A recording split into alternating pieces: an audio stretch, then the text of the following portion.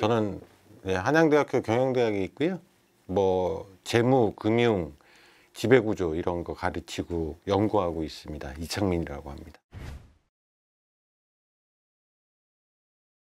그러니까 애초에 3조 정도의 큰 그 초대형 유상증자를 하는데 여러 가지 조금 애초에 나왔을 때는 계획도 불투명했고요.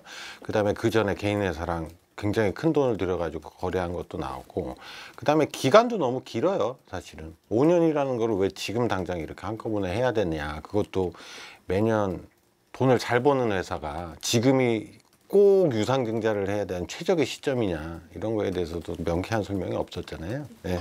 그러니까 무엇보다도 이제 하나는 그 전에 1조 이상의 그 개인 회사랑 그 거래가 사실은 굉장히 심각한 문제를 일으켰다고 보고요. 사실은 지금 상황에서는 하나 에어로스페이스의 성장성 이런 것들을 시장에서 나쁘게 보는 것 같지는 않아요. 그냥 보편적으로는.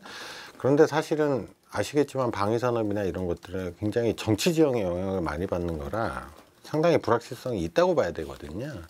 시장에서 성장성을 좋게 본다고 했어도 제가 보기엔 이사회에서 굉장히 충실하게 논의가 됐어야 되는데 충실하게 안 된 점이 일단은 상당히 문제점으로 일단 지적이 돼야 되는 것 같습니다. 보통 제가 보기엔 미국 같았으면 한 3일은 해야죠.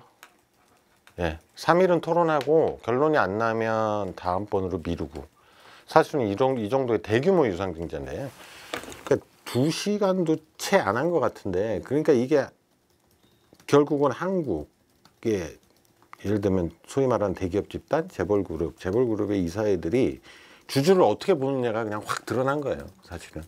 그러니까 굉장히 심각한 문제점이 이번에 드러났다고 봐요. 그러니까 결국은 이게 또다시 이제 상법 개정에 이제 촉매제가 됐다고 그러잖아요. 대기업 집단의 자업자득이라고 그럴까요? 약간 이제 그런 면이 굉장히 강하다고 봅니다.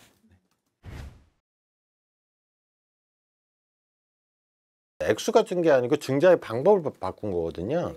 그러니까 전체적인 규모는 변동이 없어요. 그리고 전체적인 액수는 줄어들지 않았기 때문에 희석 효과는 그대로일 거고요. 그러니까 좋은 대책은 아니라고 봐요. 원래는 3조 6천억 원을 기존 주주한테 우선 배정이었잖아요. 근데 이거는 2조 얼마만 우선 배정하고 나머지 1조는 소위 말하는 개인 회사로 제3자 배정을 해버리는 셈이잖아요. 이거는 저희 법상 사실은 저희 자본시장 관련 법상 오히려 기준주주에 대한 오히려 권리 침해죠. 이제 예를 들면 11조라고 얘기를 하고 나온 거는 이거는 조금 문제가 있어 보여요. 왜냐하면 지금 시총이 에어로스페이스가 한 30조 정도 되거든요. 근데 거의 3분의 1을 투자잖아요. 근데 3분의 1의 투자인데 사실은 3조 6천억 원에 대한 투자 계획도 그렇게 구체적이지 않은데 11조는 더 구체적이지 않아요. 더 문제는 이사회에서 11조 관련돼서 논의를 했다는 얘기도 없어요. 그 다음에 11조를 들고 나왔잖아요. 근데 11조는 사실은 또 자기가 버는 돈, 그 다음에 부채, 뭐 이런 걸 믹스를 했다고 그러는 거거든요. 그럼 하나 설명이 명확하진 않지만 3조 6천 빼고 그럼 나머지 한 얼마 정도 되죠? 한 6조? 이거는 또 부채로 조달을 하겠다는 얘기예요, 결국은. 그렇게 되면 오히려 지금 자기들이 3조 6천억 원도 부채 비율 때문에 못하는데 6조 가까운 돈을 부채로 조달하겠다는 건 앞뒤가 안 맞는 얘기잖아요. 사실은 아예 유상증자를 애초에 계획을 철회하는 게 저는 맞았다고 보거든요. 근데 이제 그 정도의 깔끔한 안이 나오질 않았기 때문에 결국은 뭐 근본적으로는 시장에서의 충분한 어떤 의혹이 풀리지 않아서 감독 당국이 움직인 거다 이렇게 생각을 합니다.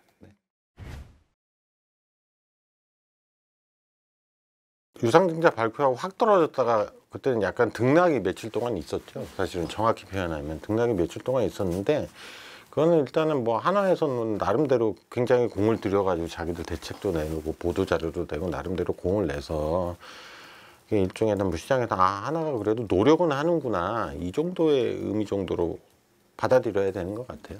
본질적인 해결책이었으면 사실은 제가 보기엔 주가는 원래의 패스로 돌아왔어야죠. 근데 원래 패스로 돌아온 건 아닌 것 같고요. 그 다음에 이제 뭐 규제 당국이나 이런 데서 사실은 그거에 대해서 완벽하게 규율 당국이나 이런 데서 설득된 것 같지는 않고요. 뭐 그렇습니다.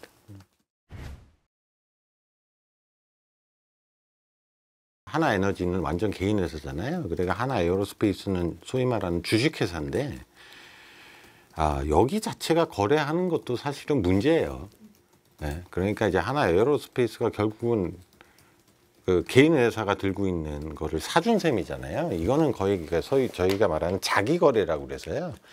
그러니까 회사랑 지배주주가 그 직접적으로 거래하는 굉장히 엄격한 규율을 거쳐야 되는 거래인데, 이거를 그냥 알게 모르게 그냥 하나가 계속 많이 하고 있었던 거죠, 사실은. 그러니까 이게 하나가 굉장히 잘못 생각하고 있는 거는, 지금 주주들은 딱 이렇게 생각을 하는 거야. 아무리 설명을, 니들이 아무리 유상증자 이거를 아무리 설명을 해도 니들이 과거에 했던 패턴을 볼 때 이 돈이 어떻게 쓰일지 굉장히 모르겠다, 이런 의심이 드는 게 너무 당연하거든요. 근데 결국은 이제 이거를 빨리 문제를 해결을 하려고 굉장히 하나가 기민하게 반응을 한 원인이 뭐냐, 결국은.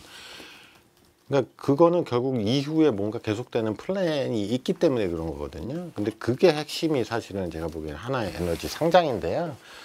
지금 벌써 여기서부터 이렇게 문제가 걸려 버렸잖아요. 그러니까 이제 그런 그리고 결국 안 나왔을 법한 승계 문제까지 나와 버렸기 때문에 결국 하나 에너지의 IPO 문제는 궁극적으로 이 사건이 발목을 잡는다고 봐야죠.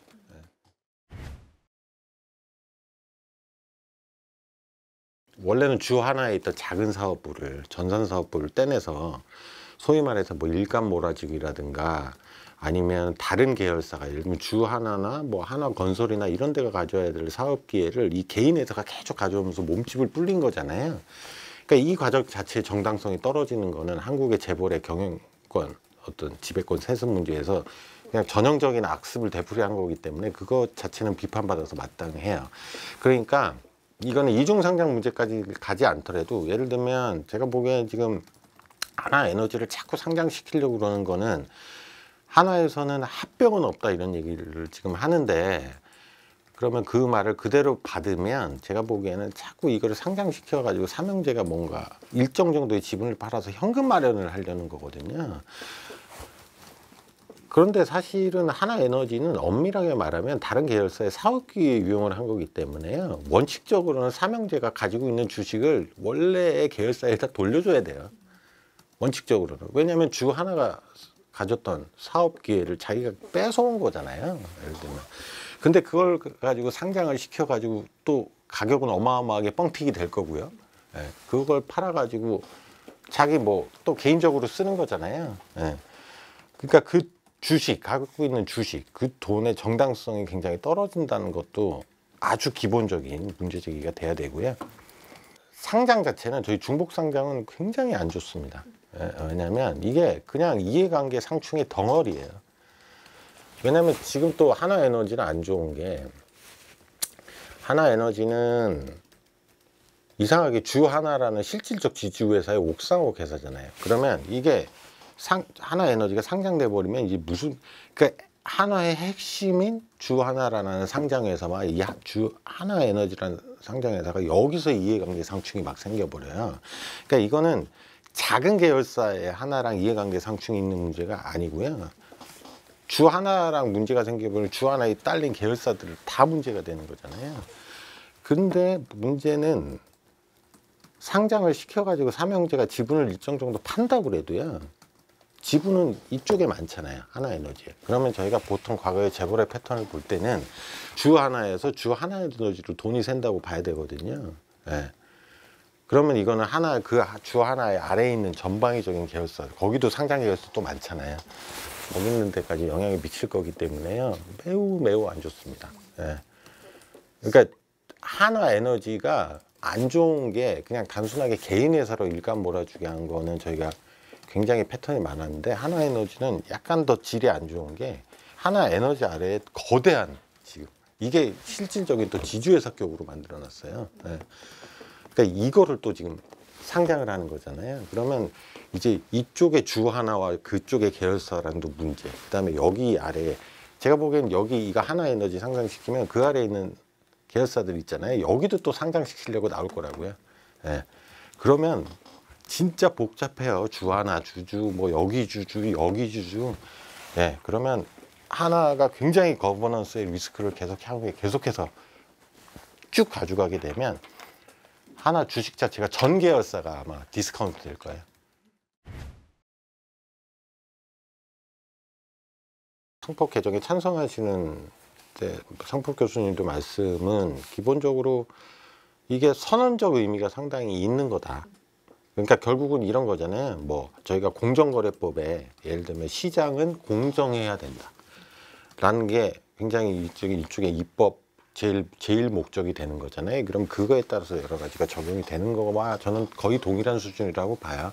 그러니까 주주한테도 이 사회가 공정하게 의사결정을 해야 된다라는 선언적 입법 수준인 거기 때문에요. 그거는 제가 보기엔 거의 그냥 일종의 기본 베이스라고 생각을 하고요. 저는 이제 거기서 더 가야 된다고 생각을 하는 거죠. 저는 실질적으로 법원이 어떤 스탠스를 취할 것인가 생각을 해봤을 때 이것만으로는 주주들한테 굉장히 페이버가 되고 한국 시장이 주주가 보호된다라는 확신을 주기에는 좀 부족하다라는 생각을 말씀을 드린 겁니다. 아마 그리고 제가 보기에는 외국계 투자자들 있잖아요. 외국계 투자자들도 이게 선언적 입법 수준이고, 왜냐하면 외국계 투자자들은 이렇게 생각할 거예요. 이거는 상법 개정은 당연한 거다. 이거는 당연한 거고 뭐 이거를 당연한 걸 가지고 저렇게 말 몇 마디 넣는 거 가지고 싸우고 있느냐. 우리가 보기에는 조금 더 한국의 기업 지배구조 관련 규율은 좀 더 디테일한 다른 게 변해야 된다 이렇게 생각을 하고 있을 거예요. 그리고 특히 한국 법원은 절차적 정당성 이런 것들을 굉장히 따지거든요. 그러니까 이번에 탄핵 절차에서도 보셨지만 절차적 정당성이라는 게 굉장히 중요해요. 그렇기 때문에라도 이런 가능성이 있기 때문에 그러면 어떻게 대응을 할 것이냐. 그러니까 상법상의 주주까지 보호를 해야 된다라고 문구를 넣어도 예를 들면 그러면 방금 말씀드린 대로 주주를 보호를 했냐 안 됐냐를 따져보자. 그런데도 어렵다. 일반 주주가 피해를 본 것 같기도 하고 안 본 것 같기도 하다. 이렇게 논리가 전개될 가능성이 크거든요.